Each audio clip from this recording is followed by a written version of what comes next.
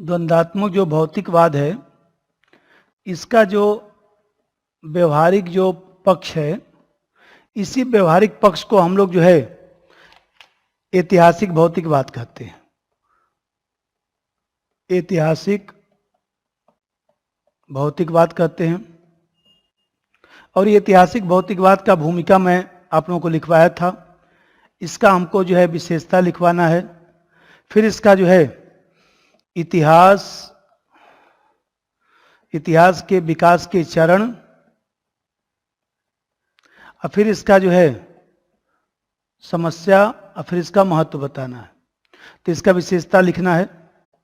भूमिका उस दिन मैं समझाया भी था, आप लोगों को लिखवा भी दिया था। अब इसका जो है विशेषता, तो इसकी जो पहली विशेषता है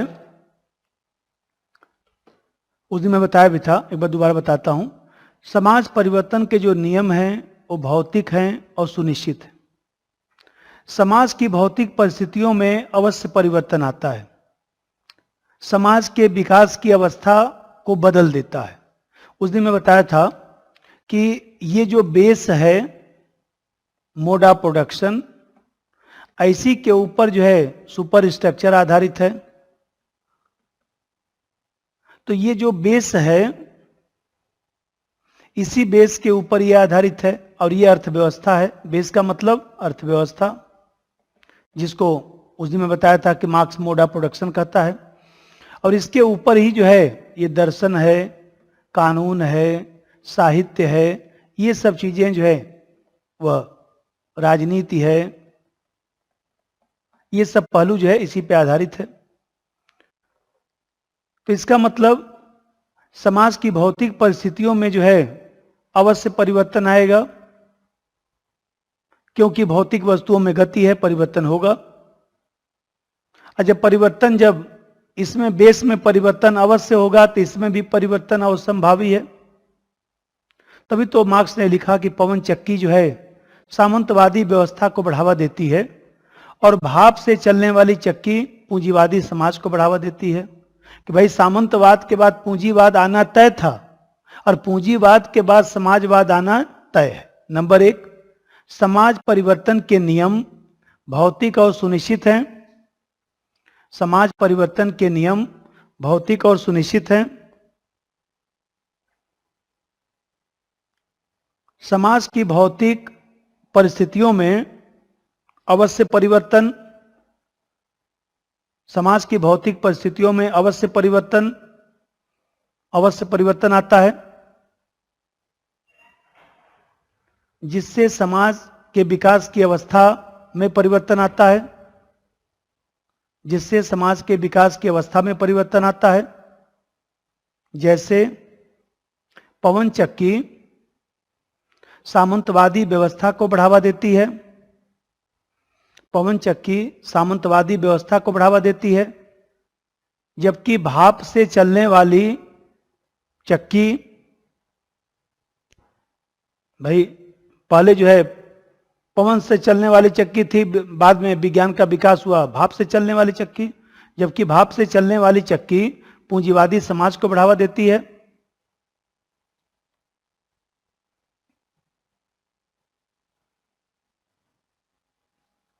नंबर दो, मार्क्स के अनुसार जिस गति से उत्पादन की नई शक्तियां पैदा होती हैं, जिस गति से उत्पादन की नई शक्तियां पैदा होती हैं, जिस गति से उत्पादन की नई शक्तियां पैदा होती हैं, उस गति से समाज का संगठन, उस गति से समाज का संगठन, उत्पादन का संबंध नहीं बदलता है। समाज में अंतर्विरोध शुरू हो जाता है, समाज में अंतर्विरोध शुरू हो जाता है, जो वर्ग संघर्ष के रूप में प्रकट होता है, जो वर्ग संघर्ष के रूप में प्रकट होता है।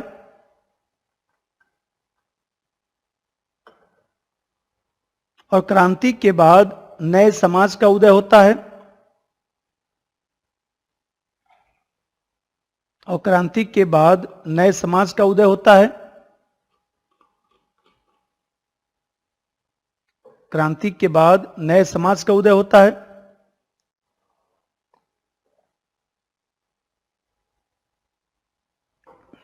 पहले समझिए भाई, उत्पादन की शक्तियां बदलेंगी। उसमें मैं बताया था कि ये जो मोड ऑफ प्रोडक्शन है, force of production plus relation of production. Force of production में means of production plus labour power. तो ये मीन्स ऑफ प्रोडक्शन, उत्पादन के साधन तो बदलेंगे ही भाई। आज फोन खरीद के लाएंगे, दूसरे दिन जाएंगे तो दूसरा मॉडल आ जाएगा, वो बदलना ही है। आपको पछताने की जरूरत नहीं है कि आज हम फोन खरीदे, कल ही खरीदे होते। कल भी खरीद के लाएंगे तो परसों दूसरा ही आएगा, परसों भी बदल जाएगा। कुछ ना कुछ सॉफ्टवेयर बदल ही जाता है, तो कितना दिन रुकेंगे। तो ये मोड ऑफ प्रोडक्शन बदलेगा ही। उत्पादन के साधन जब ये बदलेगा तो ये बदलेगा, ये बदलेगा तो फिर ये बदलेगा, और उसके अनुसार यदि रिलेशन ऑफ प्रोडक्शन नहीं बदलेगा तो अंतर्विरोध होगा, क्रांति होगी, नया समाज आएगा। और तीसरा बात, समाज में उत्पादन शक्तियां निरंतर बदलती हैं। समाज में उत्पादन शक्तियां निरंतर बदलती हैं, जो उत्पादन प्रणाली को बदलती हैं, जो उत्पादन प्रणाली को बदलती हैं, जो उत्पादन प्रणाली को बदलती हैं।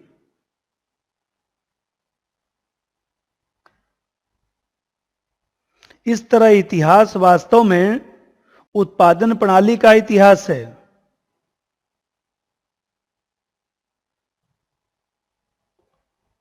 इस तरह इतिहास वास्तव में उत्पादन प्रणाली का इतिहास है। मतलब समाज में परिवर्तन का आधार जो है मोड ऑफ प्रोडक्शन है, अर्थव्यवस्था है। और अगला पॉइंट,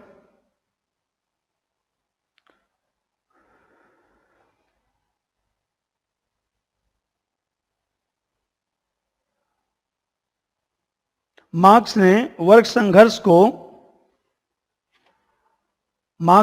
संघर्ष को मानवीय इतिहास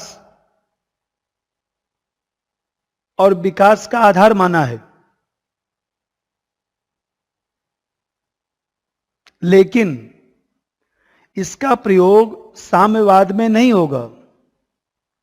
इसका प्रयोग साम्यवाद में नहीं होगा,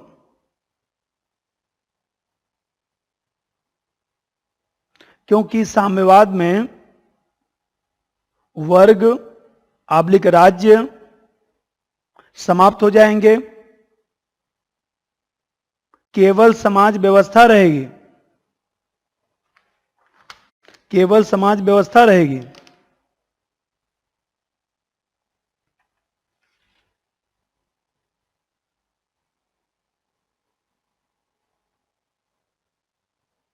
एक पॉइंट और लिखिए,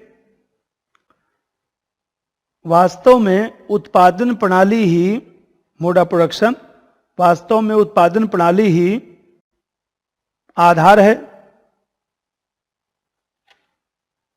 शेष पहलू दर्शन, कानून, साहित्य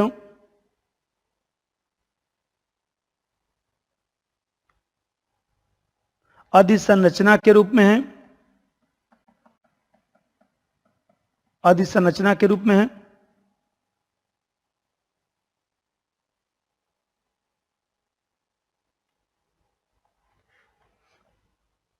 ठीक है, ये तो इसका विशेषता हुआ। अब यहां पर क्या करना है कि एक पैराग्राफ में ही थोड़ा सा आप उसको चरण भी लिखते हैं, क्योंकि 300 शब्द के प्रश्न आते हैं तो थोड़ा सा चरण भी लिखना पड़ता है। तो पैरा चेंज करके ही, जैसे मान लीजिए ऐसे समझिए कि मार्क्स ने जो है मानव समाज को 5 चरणों में विभाजित किया, इतिहास के विकास के चरण को जो है 5 चरणों में विभाजित किया, 5 चरणों में विभाजित किया। अब ये 5 चरण का नाम आपको लिखना है। इसका 2-2 लाइन व्याख्या भी लिख सकते हैं, जैसे है आदिम साम्यवाद, आदिम साम्यवाद का मतलब ये पहली अवस्था है।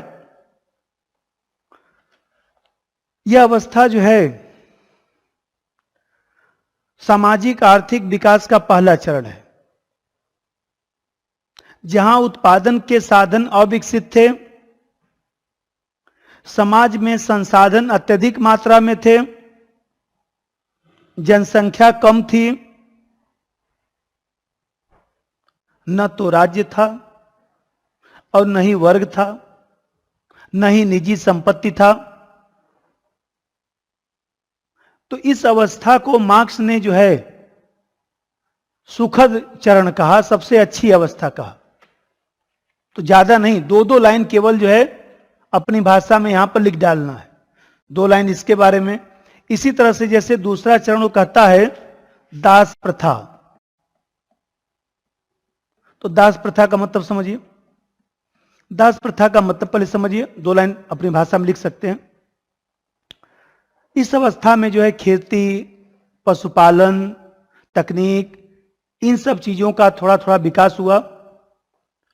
यहीं से स्वामी और दास की उत्पत्ति हुई। जिसके पास संसाधन था वह स्वामी बन गया, जो लोग कार्य करते थे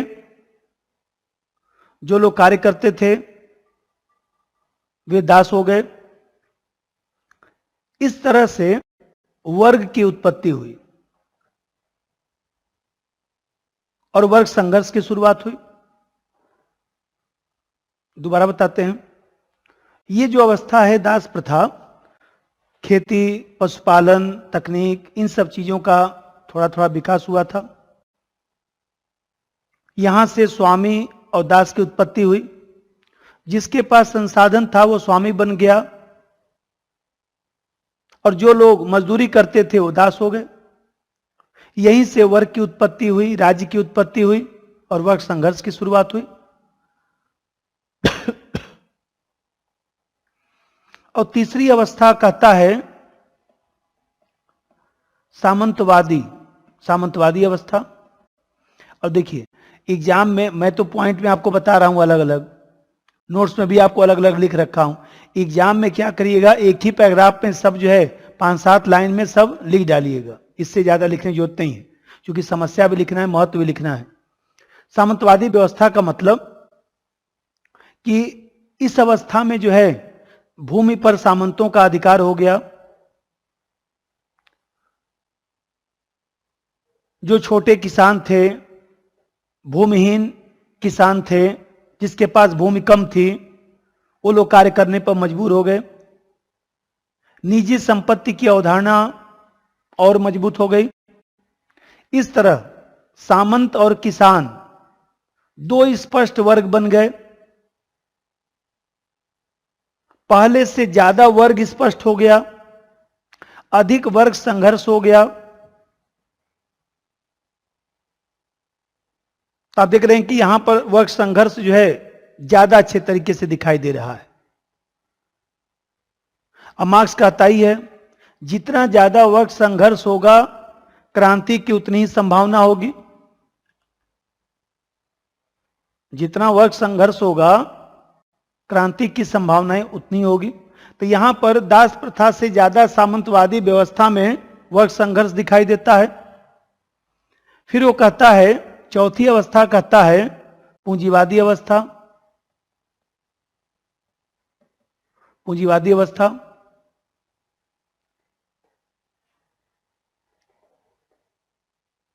अब इसको समझिए।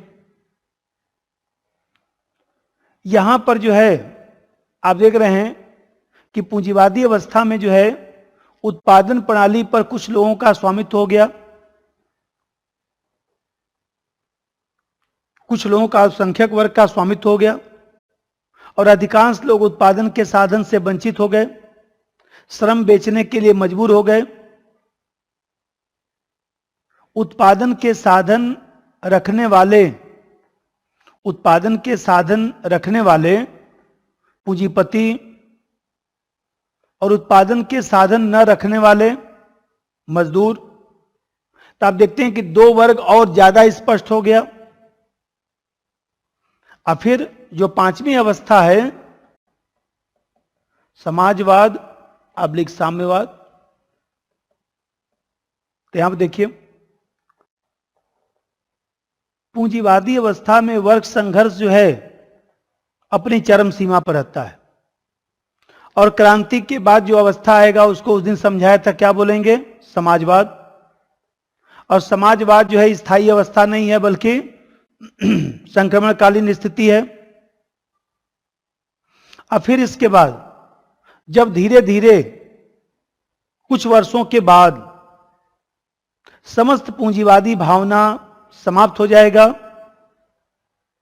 तो उसके बाद एक अवस्था आएगी, उस दिन बताया था, क्या बोलेंगे, साम्यवाद। ये यहां पर लिखा जाएगा। अब इसका हम लोग लिखेंगे समस्या आलोचना। चलिए नंबर एक पहली आलोचना। अब एक एक समझिए तब लिखिए। मार्क्स कहता है कि विकास केवल आर्थिक तत्वों से होता है, जबकि वास्तव में जो सर्वमान्य सिद्धांत विकासवादी सिद्धांत है, समाज और राज्य के विकास में केवल अर्थ को स्वीकार नहीं करता है। धर्म, रक्त संबंध, सामाजिक व्यवस्था, सब चीजों की भूमिका होती है, अनेक चीजों की भूमिका होती है। जैसे धर्म आज्ञा पालन को बढ़ावा दिया, रक्त संबंध सामूहिकता को बढ़ावा दिया। नंबर एक, मार्क्स के अनुसार विकास केवल आर्थिक तत्वों से होता है। मार्क्स के अनुसार विकास केवल आर्थिक तत्वों से होता है, जबकि विकासवादी सिद्धांत मानता है कि राज्य के विकास में, राज्य / समाज, राज्य के विकास में धर्म, रक्त संबंध तथा सामाजिक संस्थाओं की भूमिका होती है। धर्म, रक्त संबंध तथा सामाजिक संस्थाओं की भूमिका होती है, जो व्यक्ति में अनेक गुणों का विकास करता है।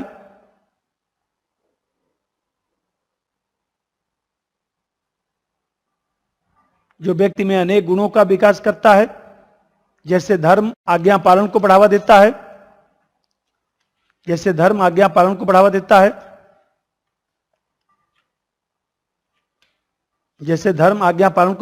है, ठीक है। दूसरी समस्या देखिए, मार्क्स का दर्शन जो है यूरोप के इतिहास पर आधारित है, जो संपूर्ण मानव जाति के इतिहास की व्याख्या नहीं कर सकता। जैसे एशिया में समाज का विकास अलग अलग तरीके से हुआ है, अफ्रीका में अलग अलग तरीके से हुआ है।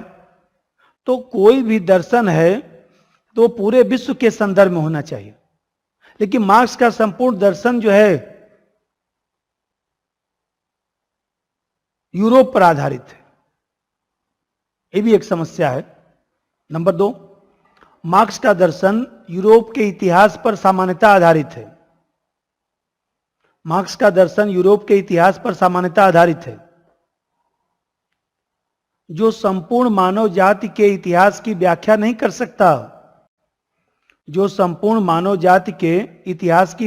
कर सकता।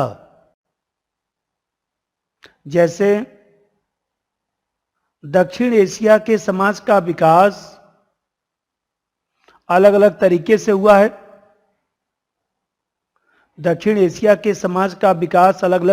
हुआ है। नंबर तीसरी समस्या, जैसे आप देखते हैं मार्क्स कहता है कि भाई ऐतिहासिक जो घटनाएं हैं, जो संघर्ष है, आर्थिक वर्ग के आधार पर वो व्याख्या करता है और कहता है कि भविष्य में भी यही चलेगा, लेकिन ऐसा नहीं है। शीत युद्ध जो चला, प्रथम विश्व युद्ध के बाद से लेकर 1990 तक जो शीत युद्ध चला, केवल आर्थिक संघर्ष नहीं था, वैचारिक संघर्ष भी था। तो कैसे मार्क्स की व्याख्या को स्वीकार किया जा सकता है? नंबर 3, मार्क्स ने सभी ऐतिहासिक घटनाओं की व्याख्या मार्क्स ने सभी ऐतिहासिक घटनाओं की व्याख्या आर्थिक आधार पर करने का प्रयास किया, आर्थिक आधार पर करने का प्रयास किया और भविष्य में भी इसी पहलू को स्वीकार किया, भविष्य में भी इसी पहलू को स्वीकार किया। लेकिन ऐसा नहीं है, क्योंकि शीत युद्ध आर्थिक संघर्ष न होकर वैचारिक संघर्ष था। शीत युद्ध आर्थिक संघर्ष न होकर वैचारिक संघर्ष था।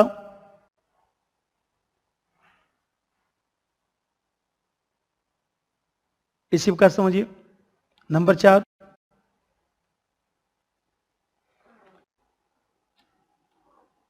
आप देख रहे हैं कि मार्क्स जो है आदिम साम्यवाद का वर्णन कल्पना के आधार पर करता है, कोई ऐतिहासिक प्रमाण नहीं है। तो मार्क्स के दर्शन में भी सिद्धांत और व्यवहार का अंतर है और मानव शास्त्र भी, एंथ्रोपोलॉजी भी इस तरह की व्याख्या को स्वीकार नहीं करता। एक पॉइंट और लिख दीजिए। मार्क्स ने आदिम साम्यवाद का वर्णन कल्पना के आधार पर किया। मार्क्स ने आदिम साम्यवाद का वर्णन कल्पना के आधार पर किया।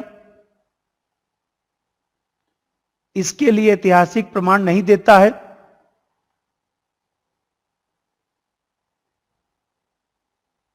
अतः सिद्धांत और व्यवहार में अंतर रखता है। अतः सिद्धांत और व्यवहार में अंतर रखता है।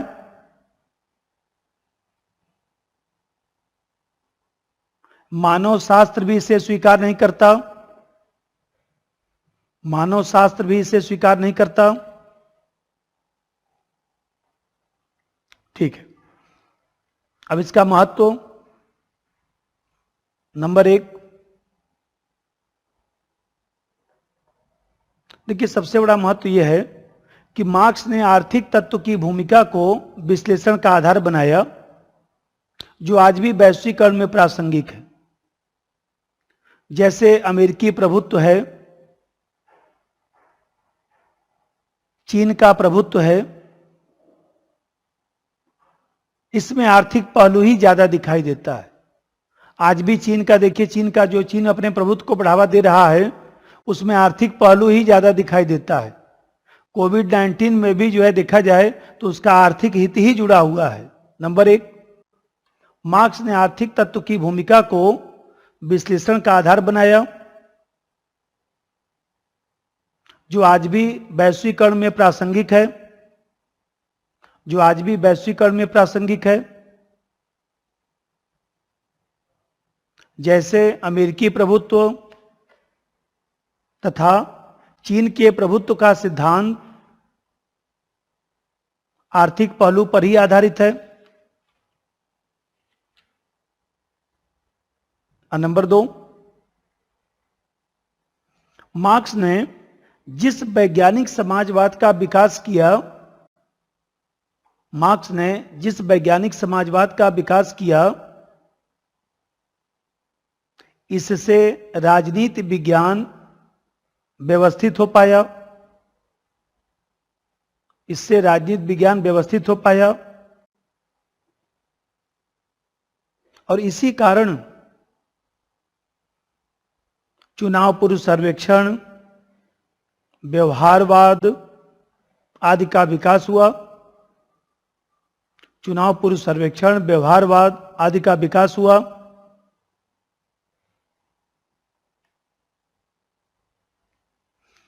नंबर 3, तीसरा महत्व, मार्क्स ने समाज की वास्तविक स्थिति को दर्शाने का प्रयास किया। मार्क्स ने समाज की वास्तविक स्थिति को दर्शाने का प्रयास किया और माना कि प्रत्येक समाज में किसी न किसी प्रकार का शोषण अवश्य होता है। प्रत्येक समाज में किसी न किसी प्रकार का शोषण अवश्य होता है। जैसे वर्तमान में नारी शोषण, बाल शोषण, आदि प्रवृत्तियां दिखाई दे रही हैं। नारी शोषण, बाल शोषण आदि प्रवृत्तियां दिखाई दे रही हैं।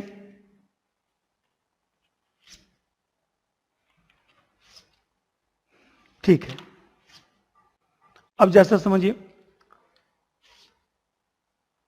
अब इसमें जो है हम लोग को पढ़ना है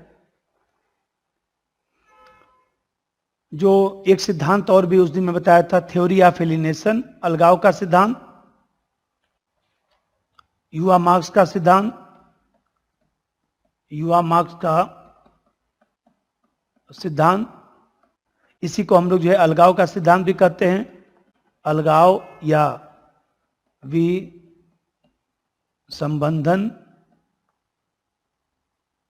का सिद्धांत।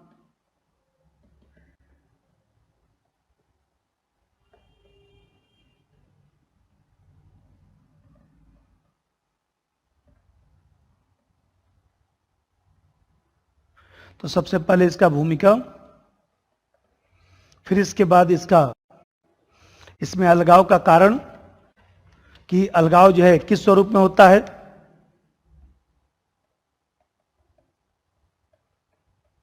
अलगाव के कारण का स्वरूप, फिर इसके बाद इसमें जो है थोड़ा सा जो है वर्तमान व्याख्या भी लिखना पड़ता है, और फिर इसके बाद इसमें जो है कुछ समस्या, फिर इसका महत्व, ऐसे बनाइए।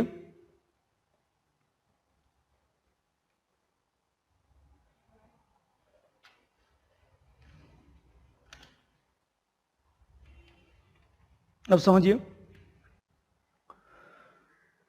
मार्क्स ने जो है वो देखा जाए तो ये सबसे पहला सिद्धांत मार्क्स का यही है,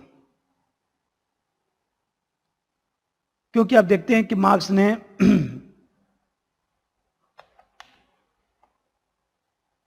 लाइब्रेरी में जब मार्क्स अध्ययन करता था तो थोड़ा बहुत ये सब लिखता था, इसी को मार्क्स का मानवीय सिद्धांत भी कहते हैं। तो आप देखते हैं कि उसी चीज को बाद में एक विचारक था जॉर्ज ल्यूकास, इसी ने जो है वो देखा जाए तो संकलित किया।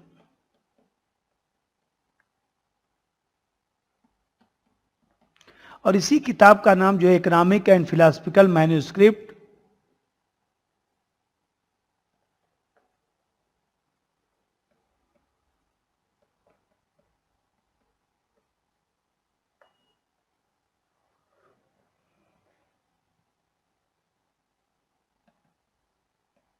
एटीन 44 इस किताब का नाम दिया गया। तो इसी किताब में यह दर्शन दिखाई देता है, यह मार्क्स का मानवीय सिद्धांत है। अलगाव का मतलब है कि व्यक्ति का अपने सार तत्व से अलग हो जाना,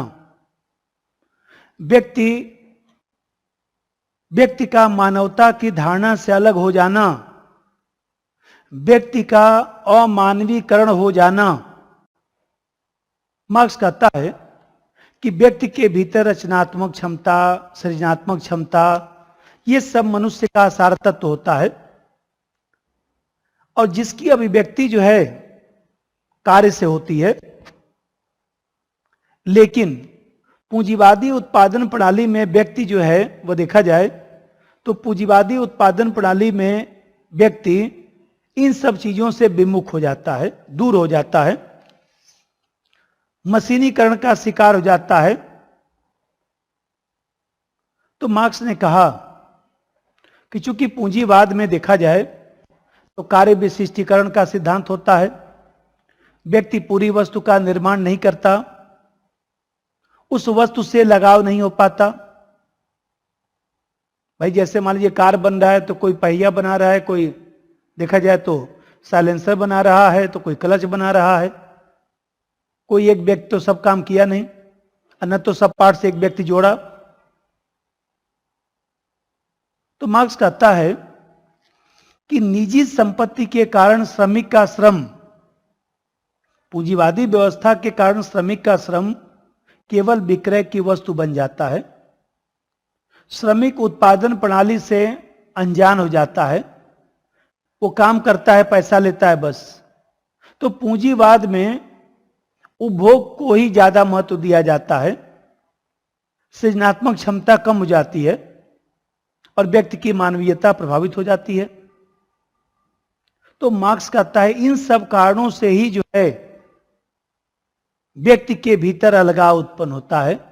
बंद कारखानों में व्यक्ति काम करता है, प्रकृति से अलग हो जाता है, अति प्रतियोगिता से जो है अपने सहचरों से अलग हो जाता है और अंततः स्वयं से भी अलग होने लगता है। इसी पहलू को अलगाववाद कहा जाता है। अब पढ़े लिखिए भूमिका। अलगाव का सिद्धांत मार्क्स का मानवतावादी दर्शन है। इसका उल्लेख इकोनॉमिक एंड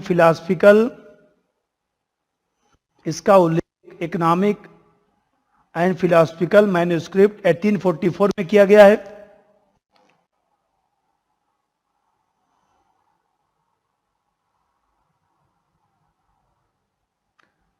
यहां अलगाव का अर्थ व्यक्ति का अपने आप से अलग हो जाना है।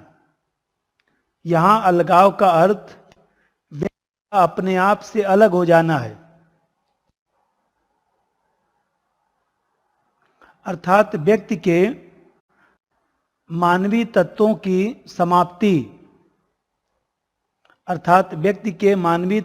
समाप्ति, ब्रैकेट में अमानवीकरण को बढ़ावा देना, इसी में पैरा चेंज करके मार्क्स के अनुसार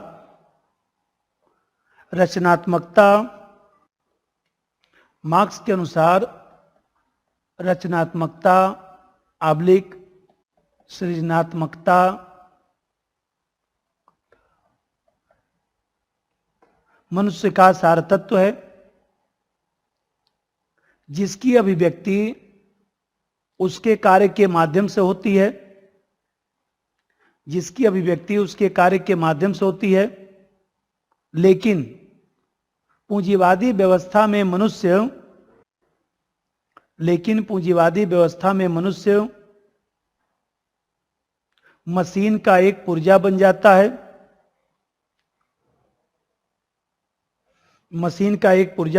है,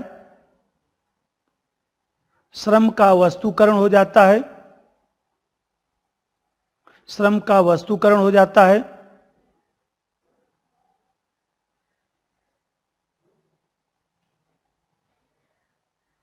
श्रमिक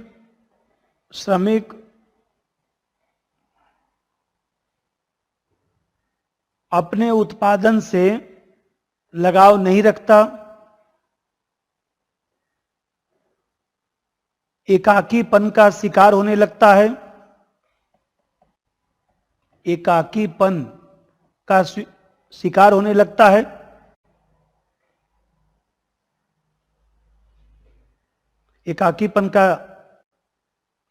लगता है,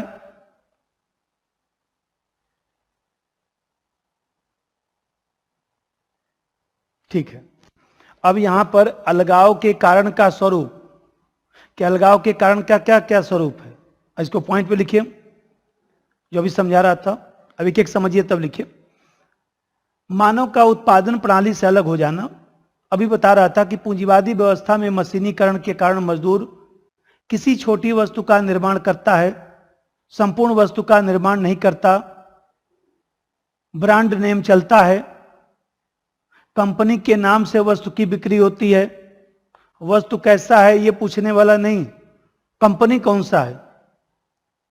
तो संपूर्ण वस्तु का निर्माण जो है कोई एक व्यक्ति नहीं करता है। इसके कारण उस व्यक्ति का उस वस्तु से भावनात्मक लगाव समाप्त हो जाता है। नंबर 1, मानव का उत्पादन प्रणाली से अलग होना, क्योंकि पूंजीवादी व्यवस्था में क्योंकि पूंजीवादी व्यवस्था में मशीनीकरण के कारण मजदूर पूंजीवादी व्यवस्था में मशीनीकरण के कारण मजदूर किसी छोटी वस्तु का निर्माण करता है, किसी छोटी वस्तु का निर्माण करता है, संपूर्ण वस्तु का नहीं, जिससे भावनात्मक लगाव कम हो जाता है, जिससे भावनात्मक लगाव कम हो जाता है।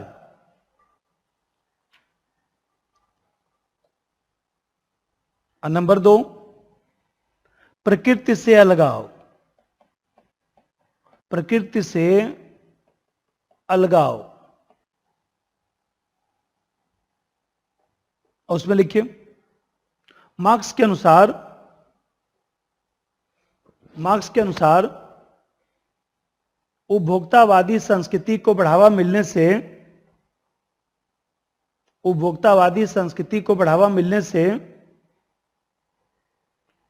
व्यक्ति की आवश्यकताएं निरंतर बढ़ने लगती हैं, व्यक्ति की आवश्यकताएं निरंतर बढ़ने लगती हैं, व्यक्ति ज्यादा घंटे काम करने लगता है, अति प्रतियोगिता का शिकार हो जाता है,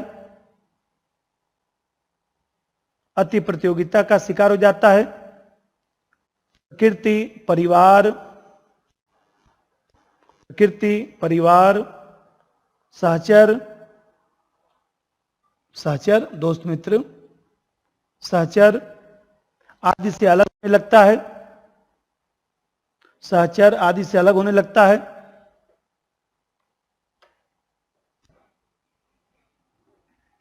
नंबर 3, स्वयं से अलगाव, स्वयं से अलगाव। उसमें लिखिए, पूंजीवादी युग में मनुष्य अपनी भौतिक इच्छाओं की पूर्ति के लिए, पूंजीवादी युग में मनुष्य अपनी भौतिक इच्छाओं की पूर्ति के लिए स्वयं को ही नष्ट करने लगता है, स्वयं को ही नष्ट करने लगता है, जिससे व्यक्ति का जीवन अप्रासंगिक हो जाता है, जिससे व्यक्ति का जीवन अप्रासंगिक हो जाता है।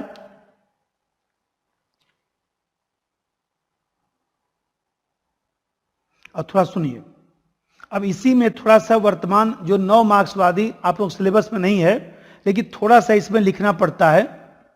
9 मार्क्सवादियों की व्याख्या थोड़ा सा यहां लिखना पड़ता है, तो मैं पहले समझाता हूं। एक विचारक है हर्बर्ट मार्क्यूजे।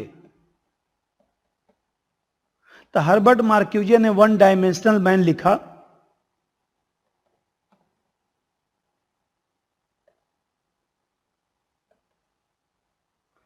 एक किताब है 1 डायमेंशनल मैन।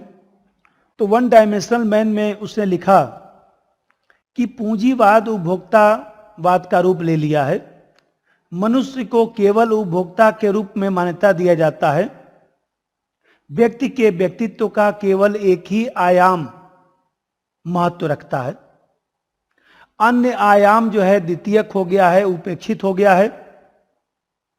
इसलिए आज का मनुष्य जो है एक आयामी मनुष्य हो गया है। और इसी तरह से एक विचारक है एरिक फ्राम।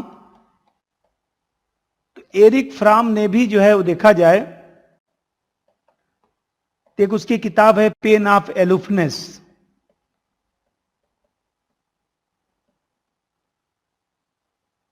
तो पेन ऑफ एलुफनेस में उसने लिखा कि वर्तमान संस्कृति में मनुष्य वस्तुओं से घिर गया है, निश्चित समय के बाद ये भौतिक वस्तुएं बोरियत पैदा करने लगती हैं, व्यक्ति अलगाव का शिकार हो जाता है।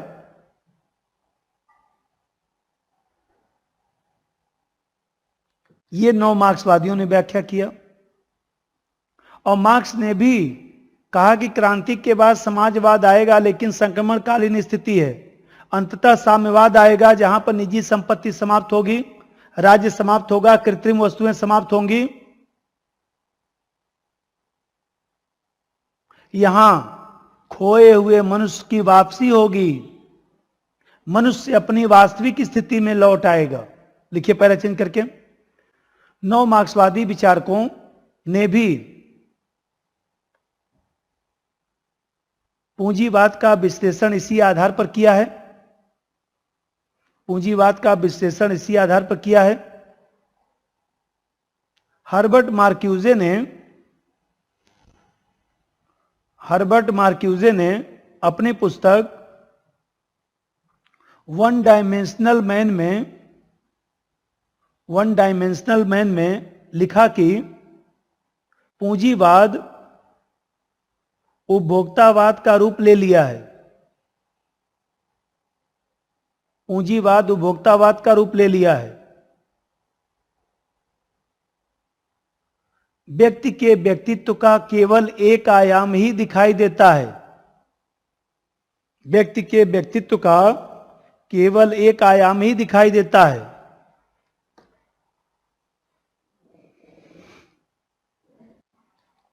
मनुष्य एक आयामी बन गया है, मनुष्य एक आयामी बन गया है। इसी तरह एरिक फ्राम ने पेन ऑफ एलुफनेस में लिखा है कि वर्तमान मनुष्य भौतिक वस्तुओं से घिर गया है,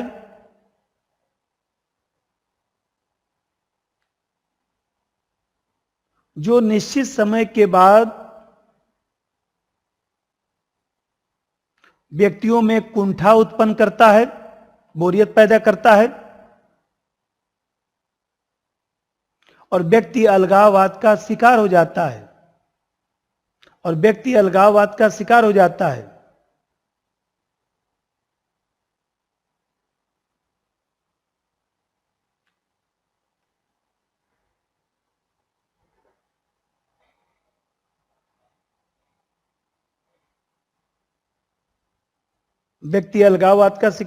है।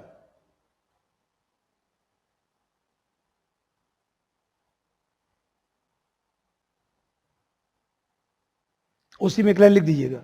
मार्क्स ने भी स्पष्ट किया था कि क्रांति के बाद समाजवाद आएगा, लेकिन अंततः साम्यवाद ही स्थायी स्वरूप रखेगा, अंततः साम्यवाद ही स्थायी स्वरूप रखेगा। जहां खोए हुए मनुष्य की वापसी होगी,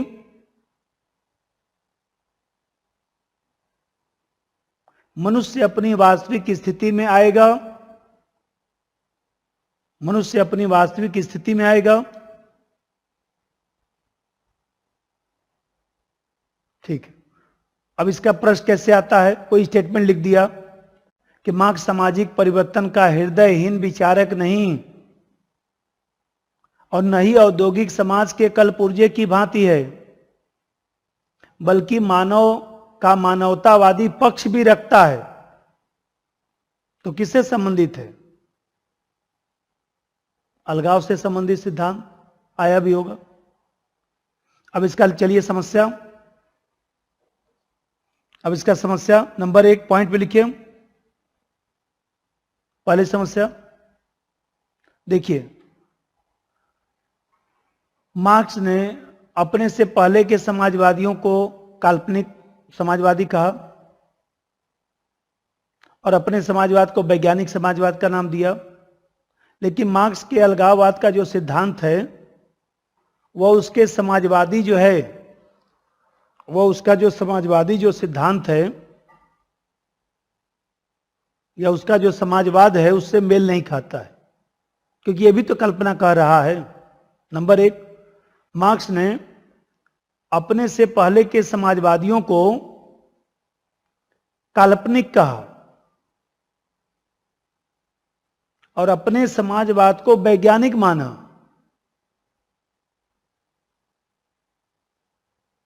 लेकिन अलगाववाद का सिद्धांत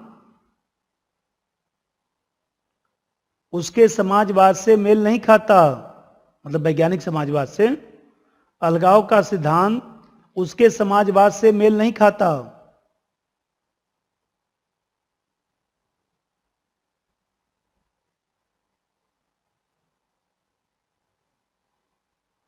दूसरा जी देखिए, भाई मार्क्स ने ये कहा कि समाजवाद में क्या होगा, लोग अपनी क्षमता से कार्य करेंगे, क्षमता अनुसार प्राप्त करेंगे। तो समाजवाद में भी तो श्रमिक जो है खूब काम करेगा, औद्योगिकरण को बढ़ावा मिलेगा। यहां पर भी तो पूंजीवादी है, खूब काम करेगा, खूब औद्योगिकरण को बढ़ावा मिलेगा, फिर यहां पर भी तो मानवीयता प्रभावित होगी। यहां पर भी तो राज्य के नियंत्रण में पूंजीवाद को बढ़ावा मिलेगा, राज्य के नियंत्रण में औद्योगिकरण की प्रक्रिया चलेगी, यहां पर भी तो मानवता प्रभावित होगी। नंबर 2, समाजवाद में श्रमिक अपनी क्षमता के आधार पर कार्य करेंगे। समाजवाद में श्रमिक अपनी क्षमता के आधार पर कार्य करेंगे और प्राप्त करेंगे और वेतन प्राप्त करेंगे। इससे औद्योगिकरण को बढ़ावा मिलेगा,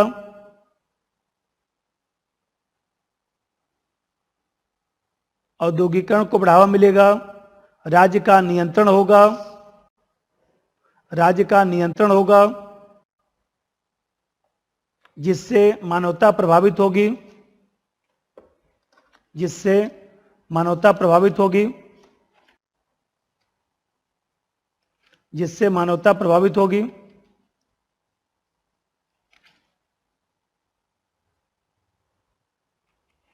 नंबर 3,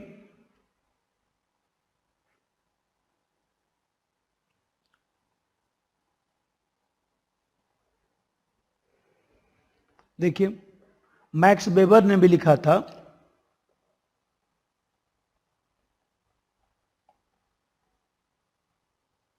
मैक्स वेबर ने भी अपनी किताब में लिखा कि ऐसा है कि केवल अलगाववाद पूंजीवादी प्रणाली की विशेषता नहीं है, बल्कि औद्योगिकरण की देन है। समाजवाद में भी औद्योगिकरण है। इस तरह मार्क्स भी अलगाववाद का शिकार है। एक पॉइंट और लिखिए, मैक्स वेबर ने कहा कि केवल अलगाववाद पूंजीवादी प्रणाली की विशेषता नहीं, बल्कि औद्योगिकरण की देन है। मतलब जहां औद्योगिकरण होगा वहां अलगाववाद होगा, बल्कि औद्योगिकरण की देन है। समाजवाद में भी औद्योगिकरण को बढ़ावा मिलेगा।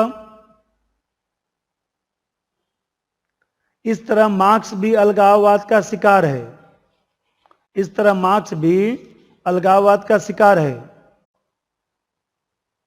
इस तरह मार्क्स भी अलगाववाद का शिकार है। ठीक है, एक समस्या और लिख डालिएगा, बोल देता हूं, सुन लीजिए। भाई मार्क्स ने मानव को अलगाववादी सिद्धांत में समाज परिवार के अधीन रहने पर बल दिया कि व्यक्ति सामाजिक प्राणी है, प्राकृतिक प्राणी है, पारिवारिक प्राणी है।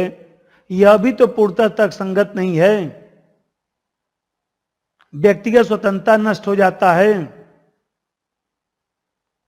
राज्य के अधीन, समाज के अधीन व्यक्ति की व्यक्तिगत स्वतंत्रता भी तो नष्ट होता है। तो अलगाववादी सिद्धांत में भी तो दोष है। एक और लिखिएगा, पहला चेंज करिए, मूल्यांकन लिखिए महत्व सहित। अलगाव का सिद्धांत मार्क्स के दर्शन, अलगाव का सिद्धांत मार्क्स के दर्शन के मानवतावादी पक्ष को दर्शाता है, मानवतावादी पक्ष को दर्शाता है।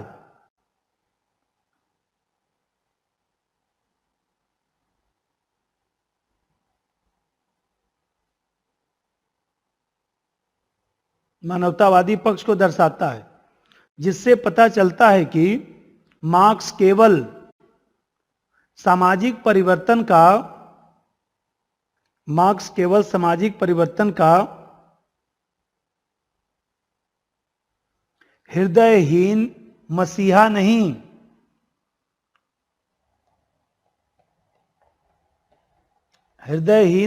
नहीं बल्कि मानवतावादी विचारक भी है।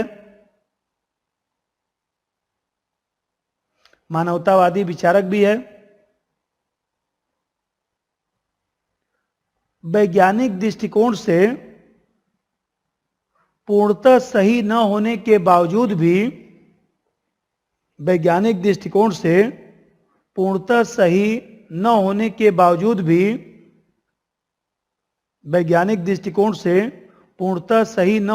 बावजूद भी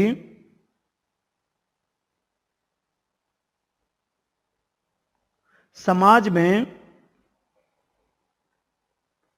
भीड़ से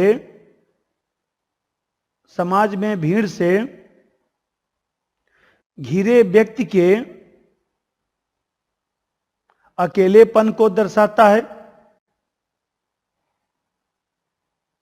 समाज में भीड़ से घिरे व्यक्ति के अकेलेपन को दर्शाता है।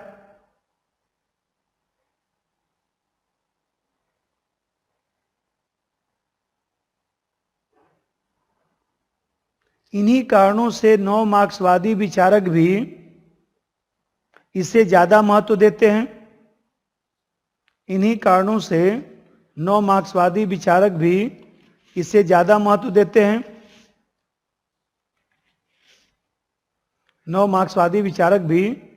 ज्यादा महत्व देते हैं। ठीक है, अब इसमें हम लोग जो है इसका जो थ्योरेटिकल पक्ष था, मैं बताया था उस दिन कि जो परंपरागत सिद्धांत है, युवा मार्क्स का सिद्धांत है, इसके बाद इसका हम लोग को व्यवहार पढ़ना है। जैसे छोटे छोटे प्रश्न आते हैं जो उस दिन मैं लिखवाया भी था, और उस पर हम लोग चर्चा करेंगे। ठीक है, इसको आगे करेंगे।